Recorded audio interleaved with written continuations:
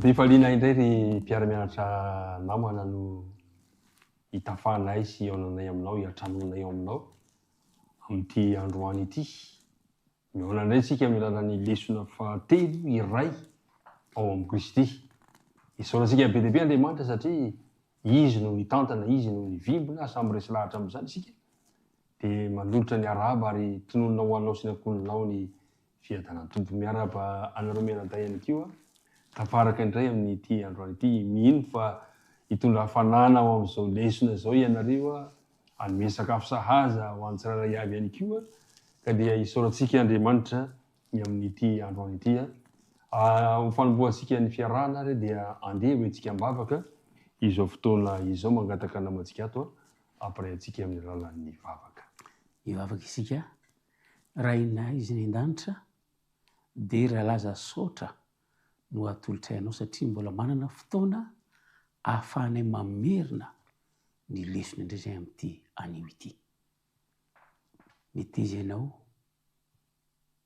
hitoetra ty anatinay ka ny hafatra rehetra izay iarahanay mianatra eto dia mitondra aina ho an'ny fiainana tsiray avy, fanavaozana eo amin'ny fanarananao ary ahatonga anay ihany koa mpiara-miasa feno aminao izany.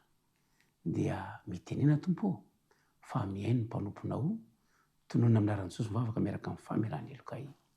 Amen. Amen. Ry mpiara-midinika namana, ry mpiara-mianatra isany, tahaka ny fiainan'ny biby miaina anatin'ny andiana vondrona ny fiainantsika zanak'olombelona. Ny biby dia mivondrona anatina fiarahamonina betsaka tahaka ny vitsika izao dia tena maro anisy ary zareo. Dia raha mahita an'izy ireo isika dia toy ny hoe milamina tsara ny fiainan'izy ireo kanefa azo antoka fa tsy voatery milamina mandrakariva ny fiaina anatina vondrona tahaka an'izany ary mitovy amin'izany koa ny fiainantsika olombelona. Indray misy ihany ny mifanditra eny fa na dia atao hoe ao anatin'ny fiarahamonina kristianina ao am-piangonana azy. Ary izay no resantsika amin'ity androany ity izay mbola mitokodina ihany tsika amin'ny Korintianina voalohany sy Korintianina faharoa izay boky nosoratan'ny apôstôly Paoly ary no resantsika amin'ity herinandro ity dia ny hoe tamin'ity herinandro ity dia ny hoe ny olana ny fifandirana ao am-piangonana ary ny vahaolana asitran'izany. Mialoha izay nefa dia andeha ho resantsika ny andinina atao tadidina izay inona fa efa hiandrasana fantatra inona izay ilay andinina atao tadidina mangataka namanato mba hanatanteraka izany. Ny lohateny moa dia hoe iray ao amin'ny Kristy. Tsy anjery ao amin'ny Korintianina voalohany toko voalohany 10:10. Ary mananatra anareo aho rahalahy amin'ny anaran'i Jesosy Kristy tompontsika mba iray teny anareo ka tsy hisy fisarahana eo aminareo fa mba ho tafakamana tsara ianareo iray saina sy hevitra. Mafonja tanteraka izany tenin'ny apôstôly Paoly izany, faniriana moa izany, hitahita lalina mba ahatonga ny fiangonana ho iray ao amin'ny Kristy. Ho zaraintsika roa ny dinika hifanaovana eto androany dia ny voalohany ny olana izay mitondra mankany amin'ny fisaratsarana ary ny faharoa ny vahaolana ny meny Paoly mba hiazonana kosa ny firaisan-kina ka ho tanteraka ny lohateny manao hoe iray ao amin'ny Kristy. Zay zavatra izay teboka roa izay no resantsika amin'ity androany ity. Izany hoe hiainga isika izany amin'ilay andininy natao ho tadidina.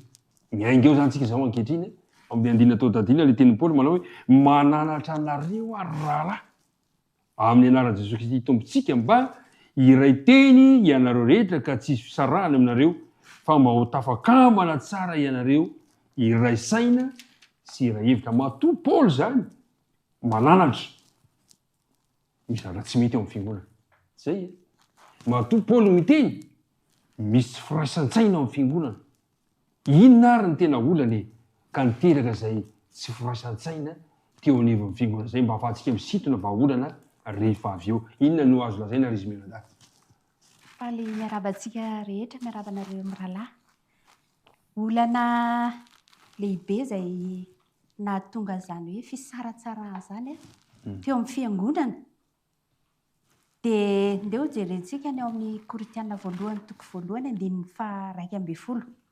Ny zavatra nitranga izany izay efa hitantsika teo aloha ihany moa hoe fa efa voalazany avy any amin'ny ankohonan'ny Kloa tamiko kosa izy ny amin'ny toetranareo misy toetra zany tao rahalago fa misy fifampiandaniana eo aminareo. Misy toetra ratsy zany fifampiandaniana. Zay aloha zany ny antony voalohany lehibe na tonga ilay fisaratsarahana. Ina mety natonga ilay fifampiandaniana atao anatin'ilay izy ka nateraka ilay fisaratsarahana. Dia ny antony natonga ilay fifampiandaniana dia amin'ny andininy 12. Laza izy hoe izao anefa no anaovako izany. Ianareo samy manao hoe izao any Paoly, na izao any Apôlôsy, na izao any Kefasy, na izao any Kristy. Teo zany nisy fiandaniana teo amin'ny mpitarika zany. Nisy hoe ny na ty tiako, ty mety amiko, ty ohatra zao. Zay zany ny karazana niteraka n'ilay fisarahana zay niandany tamina mpitarika izay.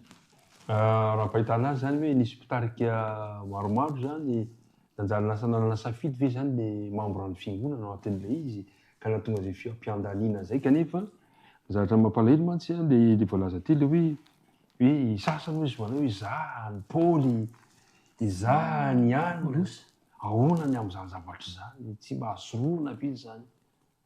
Ka izay mihitsy le lesona zay hoe zay natonga amin'ny Paoly nanoratra ny taratasy satria jerentsika kely ngamba aloha hoe inavy le olana teraka zay le fifampiandaniana hoe za ny Paoly, za ny Kefasy, za ny Apôlôsy. Zao no voalaza atao amin'ny Galatiana 5:5 ny 5:20. Galatiana 5:5 5:20 sy ny faraka 20. Fanompoatsampy, fanaovana ody ratsy, fandrafiny, fifandirana, adila, fiafinafonana, fialonana, fahamamona, sy ny sisa. Reo rehetr'ireo zany miandalana ny fiantraikany tao amin'ny fiangonana. Vokatra leny zay tsy firaisan-kiny zay dia lasa nanimbo ary tonga hatrany amin'ny inona mihitsy ary izy hatrany amin'ny fanasan-tompo. Zay zany tena mazava-doza izy hatrany amin'ny fanasan-tompo ary zany nisy fiantraikany ary ny tena zava-doza tsy nijanona hatreo any fa tonga hatrany amin'ny membre samy membre mifampitory any amin'ny tribonaly. Ary zay zavatra zay tena anisan'ny nampalahelo an'ny Paoly zay ary tena natonga ny Paoly hanoratra mihitsy ka ilaza tiany eo amin'ny Korintianina 1:5 ka ny 5:5 ka ozy hoe ampamenatra anareo no itenenina vo zany. Hay dia tsy misy olo-kendry aminareo na dia ray akory aza izay mahay manamboatra ny adiny raharaha. Misy fifampiandaniana be zany teo amin'ny fiangonana ary zay zavatra zay nefa tena nampivarahontsana an'ity apôstôly ity kanefa mba nieritreretana hoe fiangonana zay mba hijoro vavolombelona amin'izao tontolo izao ho an'i Kristy. Zay zavatra zay petraka raha fantany raha zay ny olana fifampiandaniana. Le fifampiandaniana zany raha fitingo vetivety le mpiara-mianatra namana dia niteraka faharatsiana, teraka fieremana, teraka lolo-po, teraka fialonana, fahamamona, vijangajangana, vijejejona, fiafinafonana, fifosana. Tafita tao amin'ny fiangonana koa ny fifosana hoe fampitsipitsika hoe takan'izao zava-doza zany amin'ny fiainan'ny fiangonana. Ary zay zavatra zay le lazainao tena hoe miteraka adila ary vokatry le adila lasa mifampitory amin'ny tribonaly. Zay zavatra tokony ho vita voalamina tokony ho voalamina. Ary zay natonga ny Paoly resaka an'izay tena mampieritreritra zany le izany toe-javatra zany ka idirantsika sady amin'ny fizarana faharoa. Raha izay ary ny olana tsy olana kely zany ngezabe zany olana ngezabe zany zay tena manakorotana fiangonana fifampiandaniana no zay toe-javatra izay. Inona ry izy mianadahy ny vahaolana azo atolotra araka ny taritalana napetraka Paoly? Inona ny vahaolana azo omena manoloana ny toe-javatra takan'izany ho an'ny zao vaninandro misy antsika izao satria azo antoka fa raha nanoratra ho an'ny Korinty Paoly tamin'izany fotoana izany dia natao antsika ihany koa izany toe-javatra izany. Ka inona no vahaolana azo atolotra manoloana ireo olany fisaratsarana fifampiandaniana ireo. Mahafinaritra be le fantaniana ndraiky koa misy fantaniana mipetraka koa tato amin'ny lesona tato hoe zay hitako hoe tena nahafinaritra mihitsy hoe fa maninona no zarazara ny fiangonana fa fantany mipetraka ihany koa de hoe fangamo voazarazara Kristy. Satria any Kristy ny fiangonana. Satria ny fiangonana aniza Any Kristy. any Kristy no de lasa mizarazara lenity izy fiangonana. Fantany mipetraka ihany koa de hoe fangamo i Paoly na i Petera na i Apôlôsy nomboana tamin'ny hazo fijaliana fa tsy izy Kristy. Ary rehefa natao batisa tsika tsy misy hoe zaho atao batisa ho an'ny Paoly na zaho atao batisa ho an'ny Apôlôsy fa natao batisa ho an'izy ihany tsika ho an'ny Kristy. Noho izany ny zava-dehibe tokony tanterahan'ny fiangonana zany amin'izao fotoana zao de nity izy ny fananana an' Jesosy ho tompontsika ihany. Io zany tsy hoe azo tanterana ny fanarana ny eritreritry ny rahalahy na ranabavy na ny fananganana vondrona mihidy ny amin'ny firaisan-kina fa izao ihany miverina eo amin'izy ihany zany eo amin'le loharano isika mifantoka eo amin'ny Jesosy ihany tsika mifandray amin'ny Jesosy tsika ka rehefa ampy ny fifandraitsika amin'Andriamanitra de manina ho azy tsika teraka ho azy ao amin'ny namantsika io zay izy fitiavana izay de foana ireo inty izy fisaratsara ady lasy ny karazan'ireo zezetra io. Raha jerentsika eny amin'ny Korintianina voalohany toko fa 12 Korintianina voalohany toko fa 12 ka ny andininy fa 7 de manampy azay teny zay le hoe ary ianareo no tenany Kristy ka samy momba ny tenany avokoa araka ny anjaranareo avy. Nampiasa sary any ohatra zany i Paoly eto fa isika de tahaka ny tenany Kristy misy ratsambatana maro samihafa samy manana ny anjarany rehetrarehetra samy manana ny anjara raisiny tsy mitovy ny endriny ny tanana tsy mitovy amin'ny orona tsy mitovy amin'ny sofina samy manana ny asany reo kanefa na izany zany aza de maniry ny apôstôly Paoly ny sin'ny firaisany eo amin'ny fiangonana na de ao anatin'ny fahasamihafana tanteraka ve zany possible ve zany ahoana ny tokony atao manoloana izany toy zavatra zany de zao nitardalana ambaran'lesona mamalasa anareo ane mba hijery lesika eo anatin'ny pejy 220 de hoy izy hoe tsy maintsy ampileferiny ambany fahefan'ny Kristy tompontsika ny fisainana sy ny hevitra rehetra tsy maintsy mila mifantoka amin'ny Jesosy isika zay mifantoka amin'ny Jesosy. Ina moa dikany hoe mifantoka amin'ny Jesosy manana firaisana amin'ny Jesosy ary zay le natonga ny Paoly teny amin'ny andina totatina hoe mba ho tafakambana tsara iray saina iray hevitra. Tena zava-dehibe ny vahaolana voalohany nomenantsika teo mba hatonga an'le firaisana de zao hoe mifandray amin'ny Jesosy mifantoka amin'ny Jesosy. Moa ve mbola misy vahaolana ihany keo mba hatonga antsika le hoe ho tanteraka amintsika le iray amin'ny Jesosy manoloana ny olana fisaratsarana eo anivon'ny fiangonana. Vahaolana anankiray ihany koa zay somary sarotsarotra ny manatanteraka azy kanefa rehefa ampiaritsika de azo tanterahana. I Paoly rehefa miresaka tamin'ny Korintiana de milaza izy hoe ronono ozy izy eo amin'ny Korintiana voalohany toko 7:2 izy manao hoe ronono meko anareo fa tsy ventikana satria tsy mbola natanjaka ianareo eny tsy mbola matanjaka mandraka ankehitriny aza zany hoe ho an'ny eo maha olombelona de zay ronono zay ho an'ny zaza ny zaza ao amin'ny Kristy ihany koa zany dia mena rononom-panahy ary ny olona zay mbola tsy matotra ara-panahy no lazain'ny Paoly hoe omena an'izay ronono zay. De ireo karazana kristiana zay mifantoka bebe koa amin'ny olona zany mijery ny olona tahaka ny hoe zay any anina zay any anina zay any anina mbola azo lazaina hoe tsy matotra ara-panahy mbola ronono. Vahaolana zany de zao hoe rehefa manome lanja tafahoatra ny mpitarika ny olona anankiray ohatra hoe atao tsinotsinona ihany koa ny hafa misy izay le fifambiana de miforona zany le mampisaraka ny fiangonana vokatra izay tsy fahamatorana ara-panahy zay. Noho izany zany de zao hoe manasa antsika Paoly mba hahatratra ny fahamatorana ao amin'ny Kristy. Zany hoe ny lazany hoe fahamatorana ao amin'ny Kristy de milaza izy eo amin'ny ao amin'ny lesona dia zao hoe raha lazaina mazava koa zany hoe fahendren'Andriamanitra dia voambara teo amin'ny fijalian'i Kristy sy fahafatesana zay famatorana amin'ny Kristy fibanjinana zay fahendren'Andriamanitra zay ao amin'ny Jesosy sy fitsanganany tamaty. Ka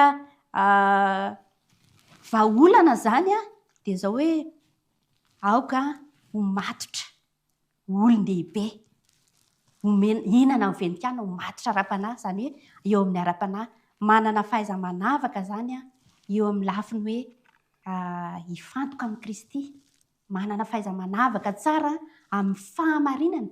Iny ilay tena ventikanina zany fahamarinana, mifototra amin'ny fahamarinana izay voalaza ny tenin'Andriamanitra. Zava-dehibe ny vahaolana anankiray teo satria fantatsika teo fa nisy ny olana teo amin'ny fiangonana zany tao amin'ny fifampiandaniana dia le hoe izaho ny alina, izaho ny alina, izaho ny alina. Vokatry ny fanomezan-danja be loatra olombelona ampitarika fitsitokotokoana zany dia miteraka fitsitokotokoana izy io. Fanomezana lanja olona anankiray dia manimba io. Ny tena tokony ho izy zany dia zao. Raha ataontsika ivo ny maha-kristianina antsika ny mpitarika izay olombelona dia Kristy mihitsy indray no lasa isorontsika tsy eo amin'ny toerana intsony ary dia mipotra ny fifampiandaniana. Ary zay zavatra zay tena sarotra izay. Raha toa zany ny olona anankiray mbola miteny hoe izaho any alina, izaho any alina, mbola toy ny zaza izy. Fa ny olona anankiray zany izay ato lazain'ny lesika hoe matotra ara-panahy dia olona mahay manavaka fahamarinana anankiray. Tsy mbola voatariky ny hafa zany ny toe-tsainao fa amin'izay fotoana izay dia tena mila mifantoka eo amin'ny Jesosy ianao. Ohatrany tia hiteny ianao namako ato. Tsara be ny lesona satria misy ihany koa ny sosokevitra ihany koa ambaran'ny lesona ihany koa mba tsy atafiditra ny fiangonana ao anatin'izay fisarasarana izay indrindra ao anatin'izao fotoana faran'izao. Ny zavatra fa jerentsika kely ny zavatra nisy tany aloha tany, ny zavatra nisy tao aloha dia zao ny zara roa ny olona noho ny ara-politika, noho ny filozofia, ny ara-pivavahana sy ny ara-pinoana ihany koa. Io zany no zavatra nitranga tamin'izany fotoana izany. Ahoana nefa no ahafahantsika misoroka izany fomba fisainana izany tsy ho tafiditra ao am-piangonana. Zay zao ny fanontaniana mipetraka. Voalohany indrindra zany dia zao hoe sondre misy aneritreritra indray hoe tsy ilaina indray zany no maninona izy manaja-pitarika. Tsia. Voalohany indrindra manana anjara lehibe ny mpitarika eo am-piangonana. Ary tsy maintsy mazava tsara zany ny andraikitsy ny mpitarika amin'ny mampitantana sy mpitarika ny fiangonana azy. Ny tokony fantatra ihany koa dia zao tsy tompony fiangonana izy ireo fa maninona fotsiny mitantana ny fiangonan'ny Kristy fotsiny izy ireo. Jesosy no mpitana alohan'ny fiangonana. Zay zany tokony fantatsika. Fa ny hafa rehetra dia izy mitarika azy amin'ny mampanompo ny Kristy azy. Zany hoe ny mpanompo zany dia mitantana dia tsy maintsy mitondra tena tahaka ilay inona tompony. Zay le izy, zay zany le andraikitsy ny mpitarika fiangonana. Vonona hatrany anona fandavan-tena fanompoana ampanetretena. Zay moa zany le mpitarika manompo ampanetretena. Ary zao no voalazan'ny Filipianina toko faharoa. Filipianina toko faharoa ny andininy fahatelo.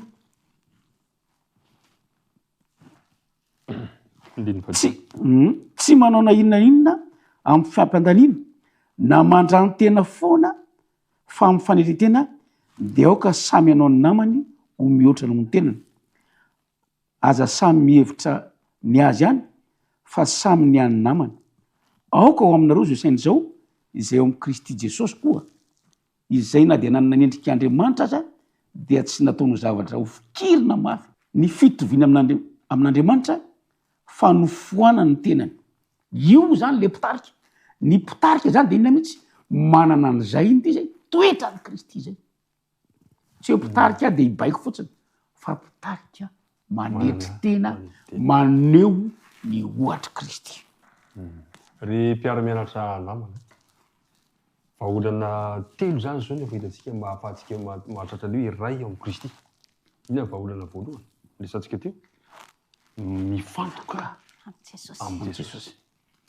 Ny faharoa tokony manana fahendrena famatorana. I Paoly moa dia laza fa mba anisan'ny mahatonga fisaratsarana ny tsy fahamatorana ary ny tsy fahamatorana voalohany mahatonga fisaratsarana dia miseho amin'ny mpitarika. Noho izany ny mpitarika zany mila mitandrina tsara. Dia zao no lazain'ny Paoly ny tari-dalàna napetraka Paoly mba toetsain'ny mpitarika no 9:20 Korintiana 2:2 izy no nafantatrany sain'ny tompo mba hampianatra azy fa izahay manana ny sain'ny Kristy. Dia inona ilay sain'ny Kristy dia ilay voalaza teo aoka ho aminareo zao saina izao zay tao amin'ny Jesosy. Saina manahoana zany ny toetsain'ny mpitarika manity tena miseho mpanompo. Marina izy fa mpitandrina manahoana manompo tena manompo. Izy teninao teo manao teo ohatra voarakely tena hoe tsy tompon'ny fiangonana izy fa mitantana ny fiangonana. Mitantana manompo. Ny mpitandrina zany dia ilazana ireo mpanompo olona zay anankinana ny fitantanana ny fananan'ny olona iray zay natao hoe mpitandrina. Nenay manko lasa anaram-boninahitra loatra ty mampitandrina ty. Tsia tahaka ny apôstôly ko io tsy anaram-boninahitra ny anaran'apôstôly. Dia tahaka zany koa zany mampitandrina. Tsy anaram-boninahitra ny mampitandrina fa tena mpanompo vonona hiandraikitra ny fitantanana fananan'ny hafa amin'ny fanendretena tanteraka sy amin'ny mpitiavana. Inona ihany koa ary zany manoloana izay toe-javatra izay. Inona koa ny toe-javatra mazava tokony lazain'ny tari-dalàna lesitsika mba hahafahantsika mahatratra an'ilay hoe iray ao amin'ny Kristy. Arak'izay hoe mpitantana izay ny mpitarika dia izao Andriamanitra no nanendry azy teo. Andriamanitra nametraka azy. Nametraka azy teo amin'iny mampitarika azy iny ary izao torohevitra nomeny Paoly moa zany ary azontsika raisina koa ankehitriny ao amin'ny fiangonana hoe mendrika ny hoenona sy arahana zany ireny mpitarika ireny ao amin'ny fiangonantsika. Raha toka mampiseho fomba fiaina feno fanetretena izy ary hitantsika taratra eo aminy ilay toetra teo aloha teo dia hoe fantoka amin'ny Kristy, manana fahendrena sy fahamatorana, manompo amin'ny fanetretena arak'izay andraikitra ny mena azy. Dika zany zany dia zao hoe tsy tokony tsy hoe ratsy zany ny fankasitrahana azy ireny amin'ny fotoana izay ilana izany fa ilaintsika koa mba hampahery azy ireny ny mankasitraka ny asa izay fanompoana ataona izy ireo. Izay zany voalohany zany hoe na dia eo ara mety hitranga angeny mety hoe misy fifaninanana eo amin'ny samy mpitarika tahaka ny tamin'ny nisy tamin'ny fiangonana tao Korintiana zany ihany. Fa zao kosa hoe na dia misy an'izay ary rehefa hitantsika hoe matotra manana fahamatorana izy ireo dia tokony izy tokony tsy izy zany ny fanoherana. Ary tahaka ny i Paoly rehefa naheno zany dia nisy foana ny fankaherezana ny Apôlôsy sy ny asa izay nataony. Faharoa dia izao rehefa manaraka ny manao ny asa mipatoka iny ndray mitarika iny dia mendrika azo fanajana. Izay ilay teniko hoe eo ilay fankasitrahana fa eo koa ny fanajana. Indraindray nge dia tena mampalahelo fa sahirana mitarika satria misy ny manevateva ao amin'ny fiangonana. Misy ny sa miteny ratsy mihitsy ary ho an'ny mitarika. Elantsika zany izay fa torohevitra nomeny Paoly amin'ny fiangonana Korinty dia ny aneo fanajana ao amin'ny Korintiana 2:4 izy milaza an'izay hoe mendrika azo fanajana. Saingy izao na dia tsy mahazo azo fanajana azy ary izy ireo ianareo mpitarika zany tokony hatanteraka nila. Tokony ho tanterahanareo mpitarika izy. Tsy haiko za koa ngamba mety mpitarika ho tanterahantsika eo amin'izay mety anjara tandrivy antsika mampitarika antsika zany ny nao izany ho ampadoka iny ho mahatoky sika eo fanatanterahana izany asa fanompoana izay nomen'Andriamanitra antsika izany. Manaraka izany dia izao hoe tsy tokony adinoantsika ny manaraka ny dian'i Jesosy izay naneo fahavononana ny hijaly ho antsika olombelona. Dia nalain'ny Paoly tahaka izay nijaly ho an'ny rahalahy impiry aho izy nokapohana maro be re fijaliana fa mety ho zakain'ny mpitarika ihany koa zay faly aho izy tamin'ny niaritra zay fahoriana faly izy miaritra zay tsy tokony ho kivy zany ny mpitarika na de mety isy ary zany zany hoe fijaliana zavatra iareta zany fa andeha zay le fantoka any an' Jesosy de azontsika atao any manaraka andeha an' Jesosy mba hahatonga antsika mpitarika ho hatateraka ny asa fanompoana sy zavatra zay takiana mpitarika ary fanany de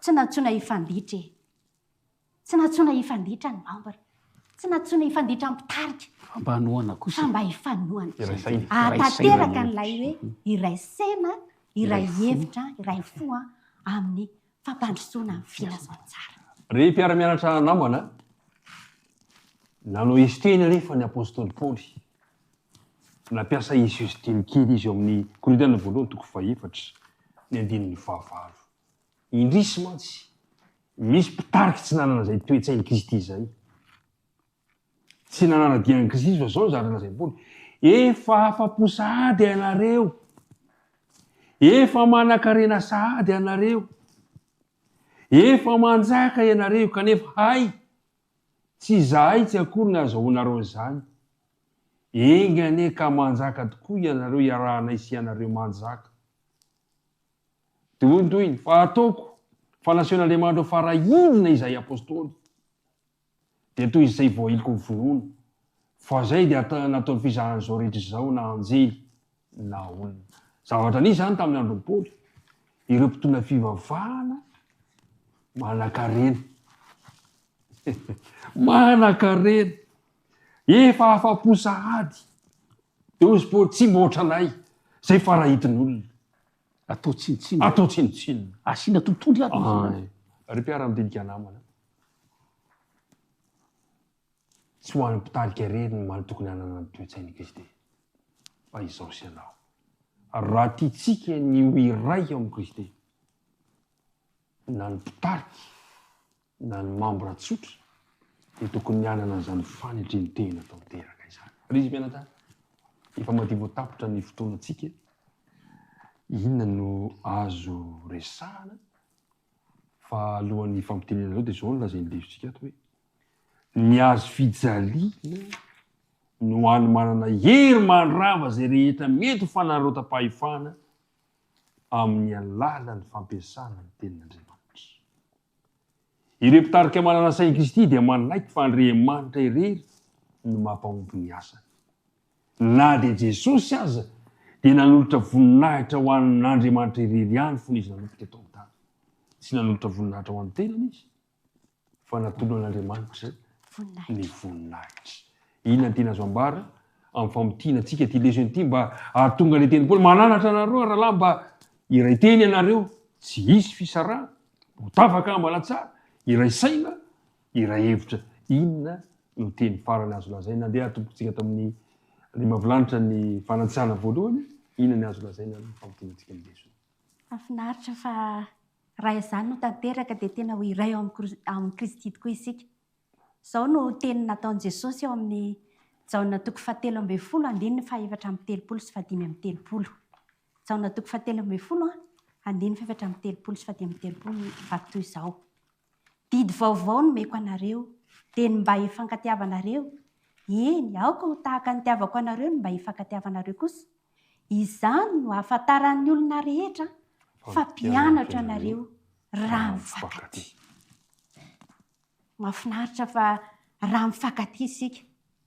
Zay le firaisana dia tena ho fantatry ny olona rehetra fa mpianatra isika. Ny firaisan-tsaina zany sy ny firaisan-kiny avoaka an'Andriamanitra izay vahoaka an'Andriamanitra lazaina hoe vahoaka sisa ankehitriny mino fahamarinana dia manan-kery mandresy lahatra n'izao tontolo izao ary manana ny fahamarinana izay hoentina ho an'ny vahoaka sisa miavaka, izany hoe voafidin'Andriamanitra. Raha tsapantsika fa voafidin'Andriamanitra isika, izao sy anao dia hatateraka n'ilay hoe fifankatiavana mba ahitany ny rehetra fa mpianatra Jesosy isika. Ny afatra tiako apetraka farany amin'ny tendro an'ity dia lay vavaka nataon'i Jesosy ao amin'ny jauna toko fahafito amby folo ny andininy faharoapolo sy faraky amby roapolo. Jauna toko fahafito amby folo andininy faharoapolo sy faraky amby roapolo amin'ny aran'i Jesosy. Nefa tsy ho andreto ihany no angatahako fa ho an'izay mino ho ahy koa no ny teniny, mba ho iray ihany izy rehetra tahaka anao ray ato amiko, ary izao koa ao aminao, mba ho amintsika koa izy mba inono zao tontolo zao fa ianao nanelaka. Zava-dehibe zany ty firaisana amin'Andriamanitra ty. Ray teny, iray saina, iray fo, ray hevitra. Ary efa zay ny tanterako am-piangonana de ozy ny olona rehetra andeha analaka anareo zay satria fantatray fa momba n'Andriamanitra. Isaorantsika izy menadary mpiara-mianatra namana isany ny amin'ny hevitra mibelabelarina teto ny azadio de zao hoe mitarika vahoaka eo misehitra ny fahamarinana mandrakizay ao anatin'ny firaisana tonga lafatra Andriamanitra. Mahatratrara an'Andriamanitra izany tanjo zany de olona tena amintsika toko fahatelo andiny faina ambin'ny folo fa toy izao ny tiavan'Andriamanitra izao tontolo izao nomeny ny zanany tokana ahoana toy mba tsy ho very rehetra mino azy fanany fiainana nanolotra ny tena no azo tontolo izao Kristy mba hahatonga zany firaisana izany ho an'izao fiangonana izao. De tanteraka le teny hoe ao amin'ny andina tatadina manao hoe ary mananatra aminareo ary raharaha amin'ny anaran'i Jesosy Kristy tombontsika mba iray teny ianareo rehetra ka tsy fisarahana eo aminareo, mba ho tafakambana tsara ianareo de ahoana toy iray saina, iray hevitra. Ka na de atao hoe mety hisy aza ny fifampiandaniny, na de atao hoe mety hisy aza ny hevitra tsy mitovy noho izay fanoloran-tena natao Kristy ho antsika tamina fijaliana izay de azoko atao, azonao atao ny miray eo amin'ny Kristy. Zany raha teo ny vavaka atao Kristy izay nampatsehivy ndray aman-dreny hoe ahoana le izy teo mba iray ihany izy rehetra. Andriamanitra le hitahantsika tsirairay avy mirary soanao nahatratra farany tamin'ny fiarahana andeha ary hoentsika ambavaka izao fiarahantsika androany izao. Ivavaka tsika rainay any an-danitro misaotra anao izahay noho ny taridalana izay nomenao anay izay mikendry ny fiangonanao mba ho iray ao aminao, mangataka anao ary izay amin'ny alalan'ny fanenao masina mba hitahiry ireo taridalana rehetra izay nomenao tamin'ity androany ity mba hahatonga anay hanana zany firaisana eo aminao sy amin'ny samy izahay izany. Apetraka am-pelatananao ary ny fiainanay, apetraka eo am-pelatananao izay momba anay rehetra tononona saingan-tanay ny vavaka nonony amin'ny anaran'i Jesosy Kristiany. Amen. Amen.